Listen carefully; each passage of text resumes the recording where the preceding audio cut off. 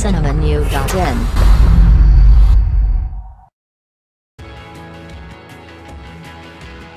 Sunny Leon Bollywood திரையுலகின் கவர்ச்சி புயல்.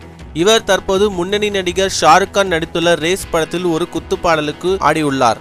சில வருடங்களுக்கு முன்பு இவர் பாலிவுட்டில் கால் பதிக்கும் போது பலரும் இவரை மிகவும் ஏளனமாக பார்த்தார்களாம். மேலும் 3 மாதத்தில் இங்கிருந்து பெட்டியை கட்டிவிடுவார், இவர் வெறும் நீலப்பட நாயகி மட்டுமே என கூறினார்களாம். அவர்களுக்கு பதிலடி கொடுக்கும் வகையில் தொடர்ந்து 2 வருடமாக பாலிவுட்டில் கொடி கட்டி பறக்கிறார். தற்போது முன்னணி நடிகருடனும் நடிக்க கமிட் ஆகியிருக்கிறாராம்.